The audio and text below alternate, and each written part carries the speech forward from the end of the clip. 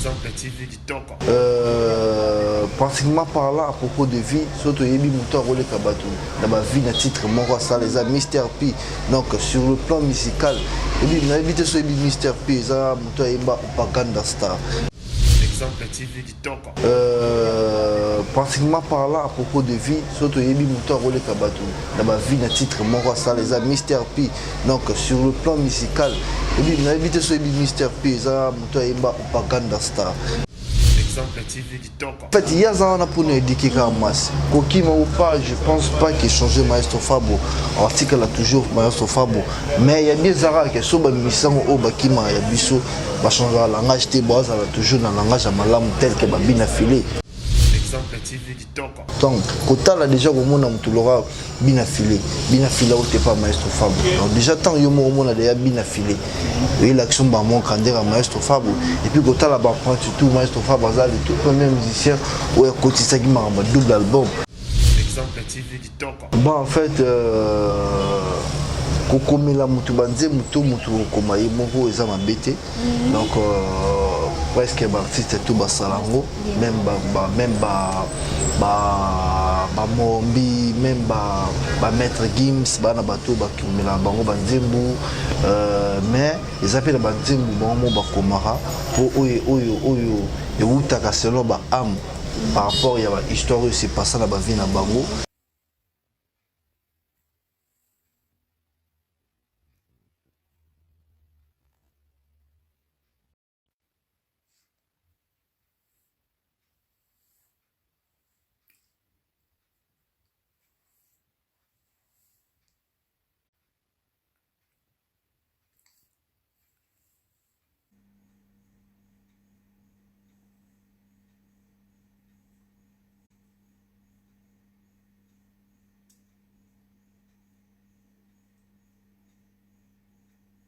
Beauté, j'espère que vous allez bien, c'est bel et bien Vanessa Herwig.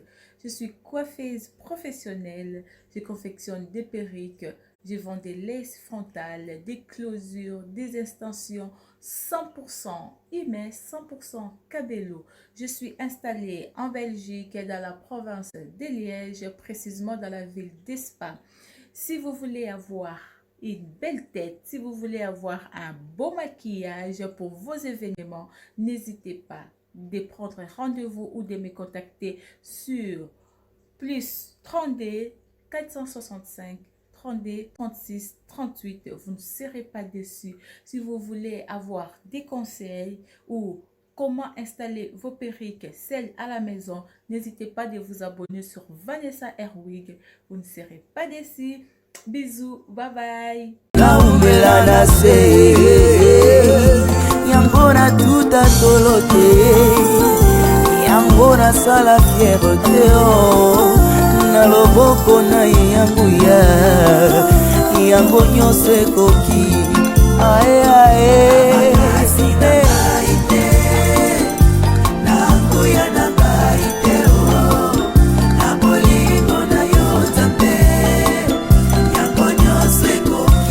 Yangonyo se kokio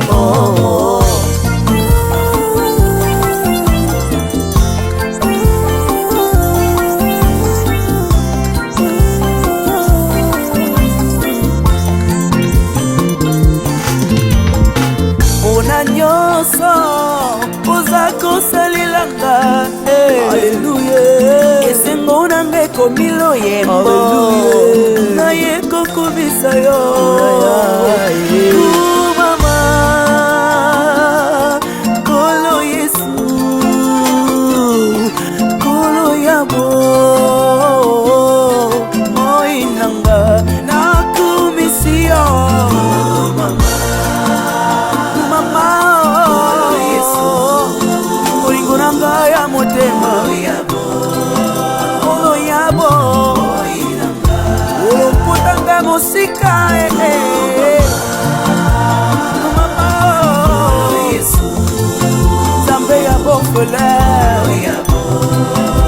Mobali baveuve yaya Molingo na yo na motema na ngai Ekosila jamais tant que je vivrai Nakobanda koyembela yo Kokumisa yo bomoi na nga mobimba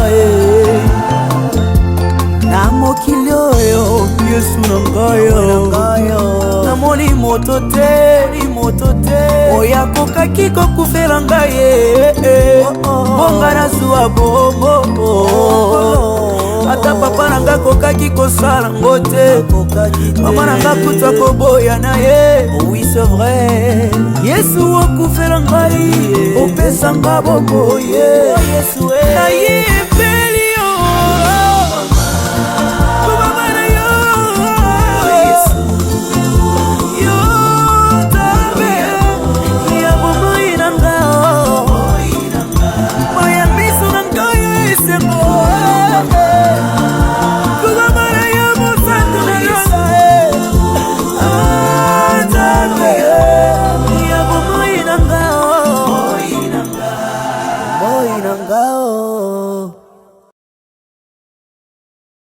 Exemple TV Kitoko. Rien à dire. Abonnez-vous massivement sur Exemple TV. Batou Bolinga Nada, encore comme il y a ça Péric Boy. Il faut s'abonner. Vous s'abonner à Exemple TV. Ça Exemple TV. Bibo s'abonner belé à la chaîne YouTube. Exemple TV Kitoko. Rien à dire. Il y a un exemple à suivre. Cette fois-ci, Exemple TV. Si on voyait exemplaire en autres, il y a s'abonner. Exemple télévision, c'est vraiment un exemple à suivre. Il n'y a pas de polémique, il n'y a pas de conneries, il n'y a pas de... C'est vraiment... Il y a dans la lignée, il y a dans la nzela.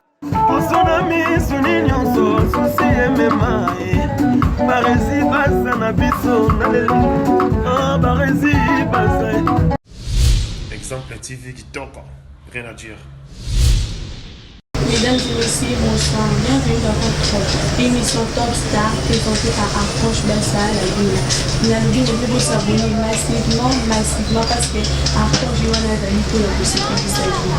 Les amis à mon côté en plateau, les amis pour la porte-parole de Pascal. Bonjour Djuro. Bonjour Archange, bonjour Nabalandinias sur Exemple TV. Donc, et puis bonjour à Barési Baza.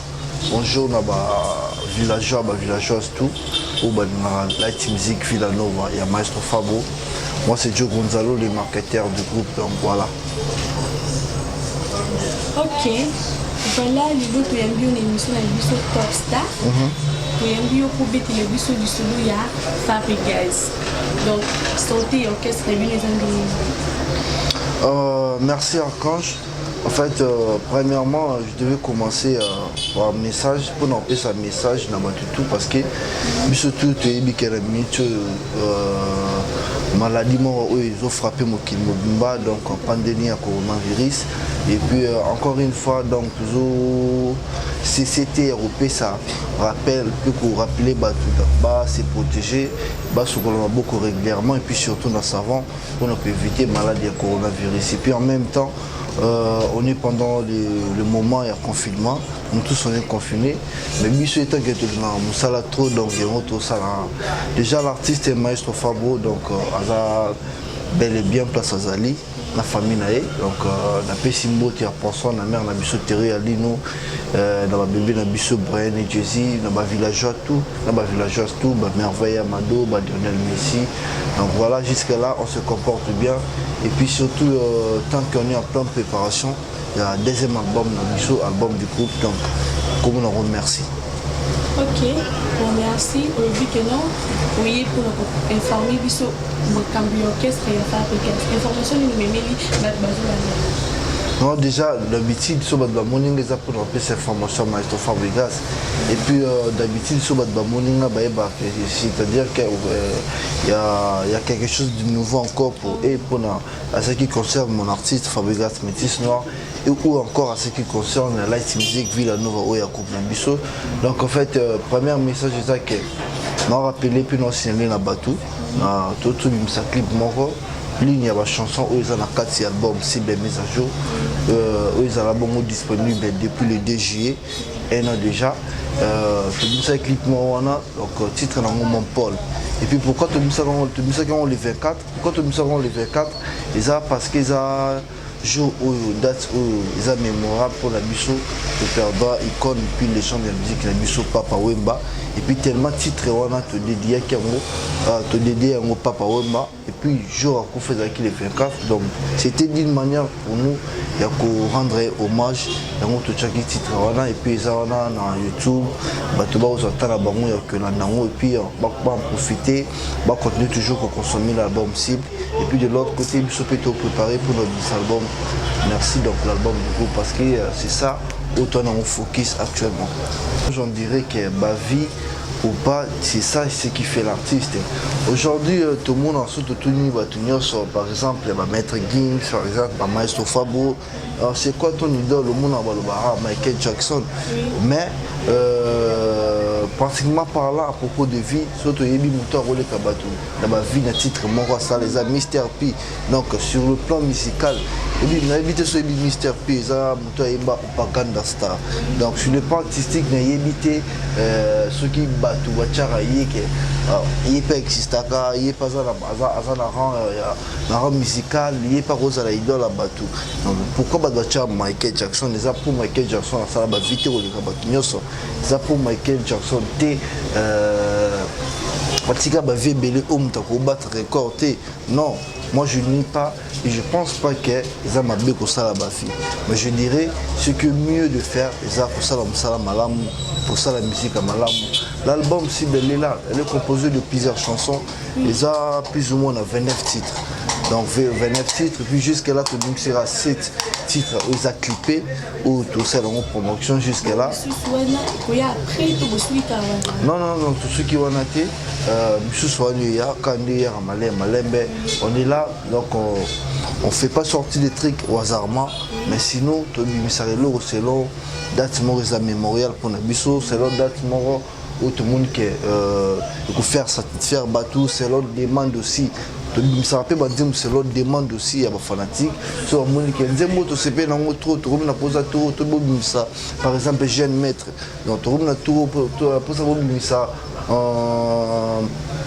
disons quoi égoïste donc ils a par là artiste en monde et puis pour tout ça tellement tout ça là toujours mon salaud pour na bango dans quelque sorte tout le monde artiste pour rendre la fanatique erré donc et puis moi je dirais déjà nous surtout côté de l'artiste Maestro Fabo l'album cible mise à jour et ça parmi l'album il battre record il y a vie sur le plan YouTube ou quoi quelque chose parce que là on est pas c'est pour la toute première fois dans la carrière d'artiste quand on lui-même tout le monde en dit le rôle à épave et battre déjà record en moins d'une année bétail 1 million de vies mais nous on n'a pas besoin de ça et puis on n'essaye pas de dire que ma vie est de l'autre côté ou pas non actuellement selon le monde développé ça fait partie aussi dans le développement et musique parce que la musique Nicolo va focaliser focus mingi na YouTube vu qu'il y a piraterie comme trop et puis c'est par là comment gagner quelque chose à travers ma vie au moins que au salon vraiment parce que je ne dis pas que Bamsou va kosaka mais mais si tu le fais comme il faut comme il se doit je crois que la rentabilité est beaucoup plus important et ça au chef d'œuvre. Voilà. Ok, aussi ni moi nzembo de fabrication seulement play est-ce que moi nzembo bwe biso to biyo to yemba raté donc comme to yembela yo to binga archange yo yembela tu mo boka to izangi ni expliquer biso play ça. Ah merci Archange déjà pour en revenir dans l'album auto préparé deuxième album du groupe merci. Donc Toto Bimsa album Kirsis avant album si la mise à jour où d'une manière et faire reconnaître qui artiste belé ou Badbaïba quitté au sein du groupe Light Music Villanova. Donc voilà tel que Zimbu Cartona qui le roi Babina Filé, Chali Materazi, jour férié à Gina PMF, mais je pense pas que Gina PMF n'est qui. Donc c'est juste d'une manière que l'artiste est récompensé par travailler au Bassal et Panaé. Moi je pense que quant à l'artiste lui-même, Aïbi, pourquoi Pessinandim? Parce que moi si j'étais épaté, j'étais étonné, pardon, j'étais pas étonné, j'étais émotionné, donc je m'attendais même pas à ça. Donc moi, ce que j'entendais, Aïbi qui les a boués, donc na ba dédicace na un album na pesa ba musicien ba yemba automatiquement c'est ça. Donc voilà. Et puis pourquoi l'album merci d'une manière pour na biso tout le monde qui zandeng ni to remercier artiste par rapport il y a retombé oui salemaki na album Cursus l'album précédent du groupe et mon municipal l'album merci donc on va découvrir pas mal de choses au nom de Bayokate et puis surtout se retrouver et puis se retrouver Villa Nova la Bango et comme d'habitude et puis il y aura pas mal aussi des surprises quand on Lobaki mais jusqu'à là je sais pas ceux qui musicien ni toye belanga ou soit c'est maestro yemo toye belanga mais moi en ce moment c'est que je dirais puis na ba ona ngo yo loba donc premièrement merci ming na maestro Fabo premièrement deuxièmement merci na ba villageois tout au ba yambaki ngai au ba salike ngalelo na zonzemu eza parmi bango ba laxi maestro non que moi ça n'apporte un piste dans la Villa Nova ainsi que la carrière d'artiste. Donc, c'était encore une fabrication. Avant, il y a une surprise, avant, il y a un cadeau, donc, le confinement, au lieu de se retrouver. Parce que vous avez des musiciens, des musiciens, la politique, quand même, dans le confinement, pour peut-être appuyer bien sûr que oui. Déjà, ce qui, moi, je trouve Babi, la charité, bien, on commence par soi-même. Déjà, ceux qui m'ont souffert, qui il y a qu'à faire participer dans la collecte des fonds au Fali Poupa, à la salle qui appelle. Et pourquoi pas à Salango Nanda, pourquoi pas à Salango na famille Naimoko. Donc, de la même façon, au Salaki Angona Fali Poupa, et puis de la même façon, au Salaki Angona Bisoba villageois. Donc, chacun de nous, nous n'a pas donc on n'est pas là pour faire de publicité. Donc c'est pas vraiment important il y a de la pasquer pour le la musique mais les villageois ont tout se qui moi qu'on a mort et l'autre et ça là qui pendant un moment confinement monta souffrir té monta zanazate monta zanamakalsema bete kenga fona longa pour la sala boué donc ngai vraiment na comprendre tendé ni maïso sali kuna bebiso sali bouété donc on est vraiment bien confiné et puis surtout on est bien confiné pour être motivé et puis rester focus pour le prochain album. Merci. Ok, bon, merci. La fabrication est à minimum, on a fallu parce que tant qu'il y a une émission, donc c'est ce qu'ils ont qui au prix à Fali. Bonjour Fali, c'est qu'à vous avez. Bon, on a trouvé que c'est sous que non. Est-ce que vous avez après le confinement, vous avez la production sur le social, concert du genre? En fait, déjà côté artiste, surtout Bato Balanake de près, Maestro Fabo, donc étant que le maître de la rumba, Curios Kojara, c'est de tout Kijiti. Donc Badbaebi Azalaki en pleine tournée Amérique, Oyo to Sirnoma Kango, cible tour Amérique. Donc d'une manière, il y a qu'à représenter l'album cible Nabaïtawana, États-Unis et puis quelques villes, il y a Canada. Abandonné tourné au Canada et puis Canada, à côté États-Unis et puis c'était prévu à cette tournée à zone au Canada. Mais compte tenu de la pandémie, parce que la santé n'a pas de prix, il y a un moment qui tourné à zone France et puis Belgique pour mais sinon il y a pas mal de projets auto-préparés et surtout pour rappeler aux gens, Fabregas Maestro a tout signé dans la belle abonnée de Sony Music au Batutu Baebi. En même temps, nous avons Bicos Music. Donc actuellement, l'artiste bosse avec deux grands labels, Bicos Music et puis Sony Music Internet, il y a Côte d'Ivoire, internement, il y a Côte d'Ivoire. Et puis en même temps, à sa patron, il y a Watel Record où il y a Baudelaire Luteti. Donc je dirais que Batouba n'a jamais décidé. Et puis Batouba restait toujours focus dans ma biso, dans ma page tout, et c'est que la réseaux sociaux, tous les artistes. Donc, on va surprise bien. Ok. Parlons un peu de toi. Donc, on a eu pour comprendre que tu as porté parole plutôt aux manager, aspect, koloba. Quand tu dis porte-parole, nous avons Sankara, Moussaka, nous avons Fifacité, et pas non moins particularité, c'est dit à quoi? Non, en fait, il y a une mise à jour.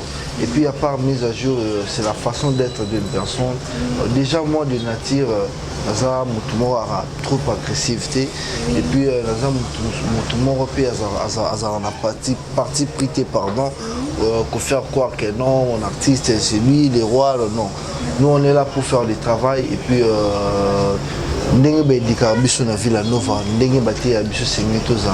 c'est ça que je réflecte toujours, c'est ça que nous allons faire l'Axanabat au Nazali.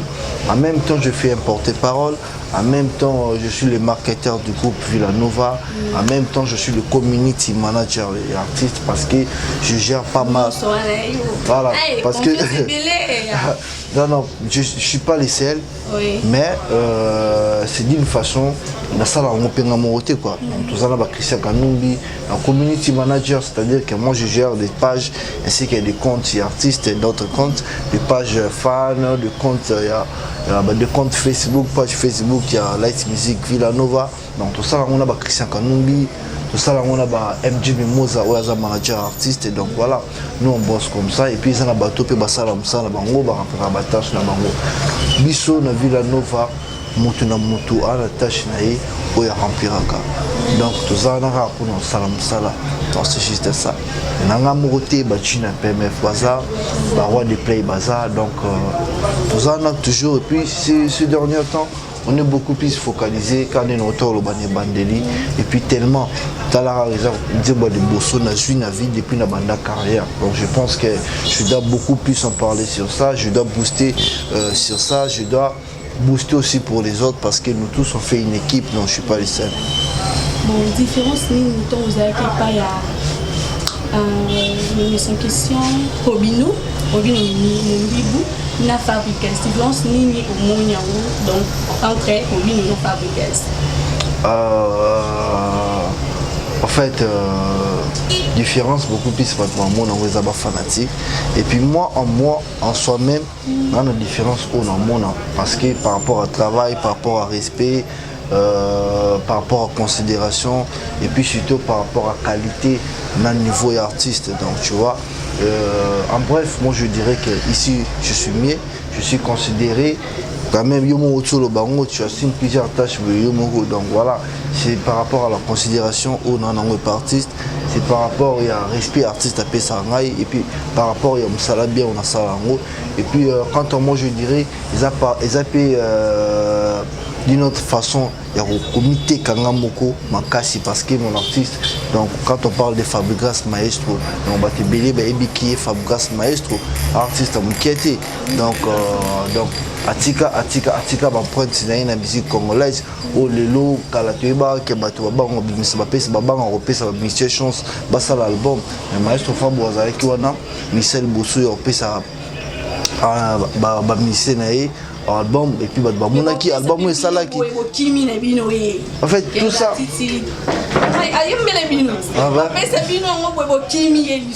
donc en fait il y a ça on a pour nous éduquer comme masse Kokima ou pas je pense pas qu'il change Maestro Fabo article a toujours Maestro Fabo mais il y a des arabes qui sont mission au bakima ya biso va changer la langage te base va toujours dans langage à malam tel que babina filé moi je dirais que on est à Okima teza au longoté mais par contre c'est une autre manière il y a qu'au faire booster aussi et puis qu'on l'accès aussi grandeur et artiste qui est Maestro donc quand là déjà au monde on l'aura bien affilé où t'es pas Maestro Fabo donc déjà tant yo mo on a déjà bien affilé et l'action ba mon grandeur à Maestro Fabo et puis quand là ba prend surtout Maestro Fabo ça le tout premier musicien ou côté ça qui m'a double album a signé qui a touché 32 chansons ba banga est-ce que aussi mba lekisi yebe boende nini ba bebele lekisi maele bato ba mona qui je pense ba mbesala qui à part ça tout est là bango depuis Yamado tu vois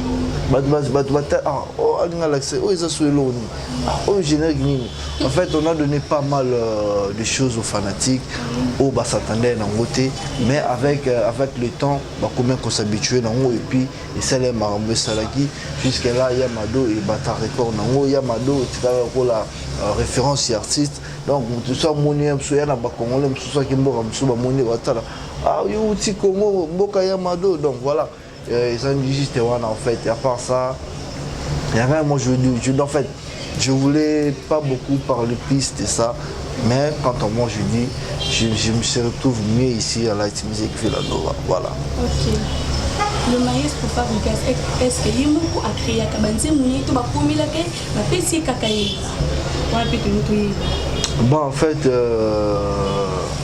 kokomela mutu banze mutu koma ye moko eza mabete. Donc presque ba artiste tout basalango, même ba mombi, même ba maître Gims, bana bato bakomela bango banzembu, mais ils appellent banzembu bango bakomara pour oyo eutaka selon ba âme. Par rapport à l'histoire, c'est pas ça la vie na bango, mais sinon ça se passe les deux à la fois. Comme l'artiste artiste lui-même aussi il écrit des chansons dans voilà.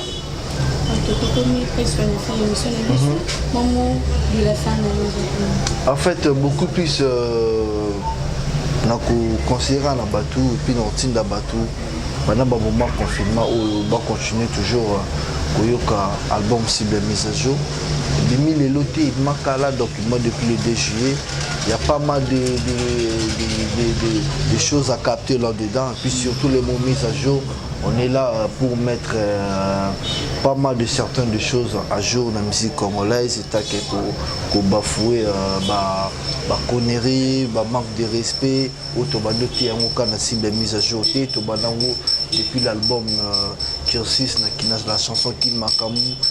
Le monde a s'impliquer comme que c'est passé de la sorte et puis moi je crois avec le temps ma bébé la musique congolaise il faut se mettre à jour donc ma l'album c'est de mise à jour et puis bah j'entends la bango Landa la chanson Mon Paul auto bimisa te dédié qui a autre pardon te rendre qui hommage n'a pas Papa Wemba et ça là il manque de 24 et puis surtout bah tu vas rester focalisé focus pardon dans l'album auto préparé merci l'album du groupe bah j'entends la bango sur la page Facebook LM Villanova la place au Mikolo tout ça là concept moko musicien moko na moko danseuse moko na moko azoya aoleka aoloba oni eleka na vie na ye oni il a préparé et puis surprise ni a préparé les bateaux dans l'album merci.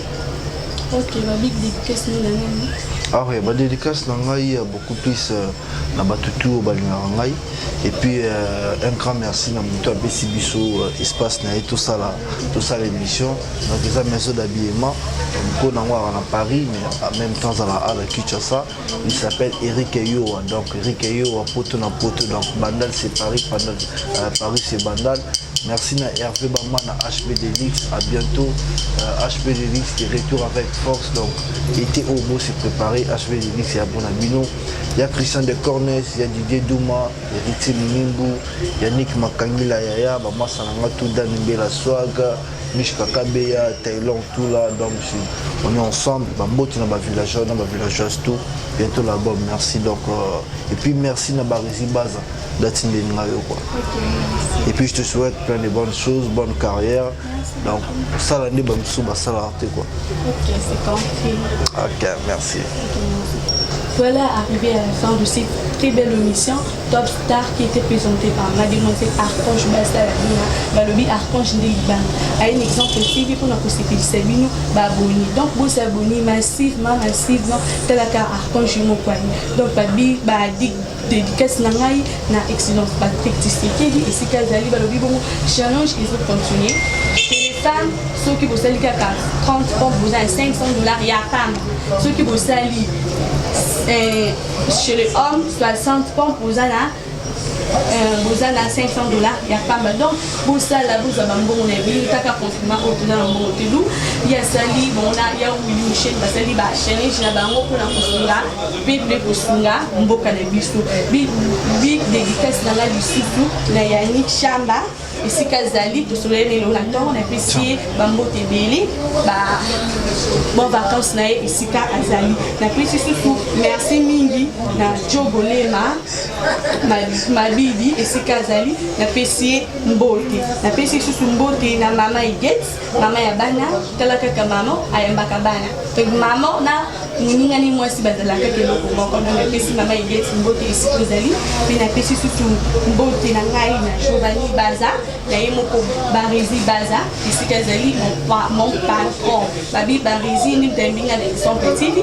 na pesi mbote ebele na pesi mbote na famille na nga bato nyonso bazolanda awa na kati ya exemple TV na pesi bino nyonso mbote na pesi mbote na deyama cameraman na nga moko ya libanga deyo mark na pesi mbote esika ozali merci na yo na ndenge ya bibiso Michel Miriam epa Cynthia na pesi bino mbote bambote mingi bako biso na bato nyonso. Voilà, bonjour, bonsoir, Batunion sur place Bogota la Bisso, Mbote Nabino, partout dans le monde, non seulement la communauté congolaise, mais les Ivoiriens, le Gabonais, le Français, partout où vous suivez exemple de télévision, Barezi Baza, monsieur le journaliste Nabino Yeyo. Alors, je suis venu vers vous pour vous annoncer que désormais Barezi Baza, exemple de télévision, tout ça, les fondations Barezi Baza. Fondation Barezi Baza, Eza wana pona ko aider, pona ko sunga. Bato nyonso bazana ba problème bao nyonso bazana ba problème ezala ba problème mo ko toucher peut-être social bazanga ya kolia bazanga ya komela nzamba tout nsi motema nanga ya mukie oyo to kubanda kozo to banda ko kabola yango na ba orphelin na ba na bitike na ba parents oyo ba comme déjà na ba âge avancé o beta batika bango na ba veuve en fait ba vieillard ba veuve et tout to banda kabola na bango yo muto kozala toucher o banda kotala biso. Vous avez besoin de contribuer à la 100 francs parce que la Bible nous dit c'est lui qui donne aux pauvres prêtre à Dieu. Alors sur un yo dev sanzambe bon mais on a oyo zora to moi muki oyo zora kabula ngona bango alors to bando que rememela ya bango parce que ah exemple télévision les appenda exemple donc tozawana pour na ONG na biso auto lancer yango accompagné avec Yannick Chamba qui est mon sponsor, qui est mon boss, qui est touché dans les camarades à Barezi. Pourquoi pas 100 francs on a payé dans Zorato Kabola, on a banabiti qui est orphelin, to bando kita to bando ça la descente. Alors numéro na biso za affiché wana yom tozo ta la biso, ozana lamba, ozana carton bando tinda ba père ba chaussures ya bana ya ba âge nyonso osangisi kara to bando memela bango et pas na biso za en toute sincérité. Tout ça,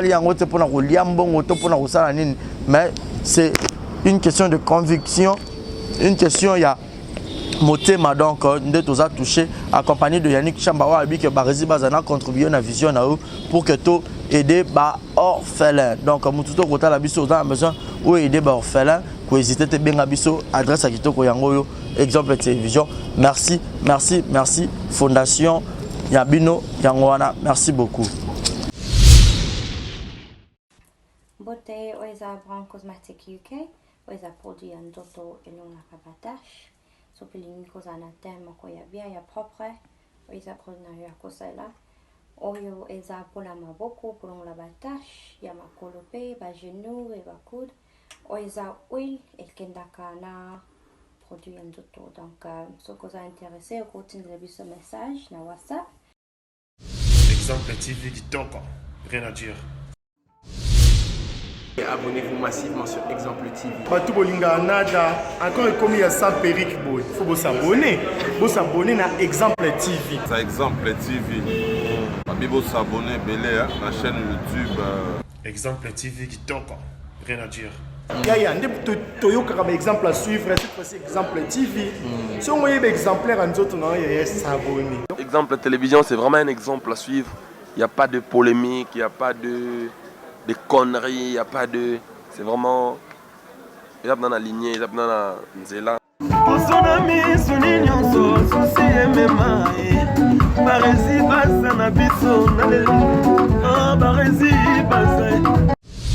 Exemple TV qui toque, rien à dire.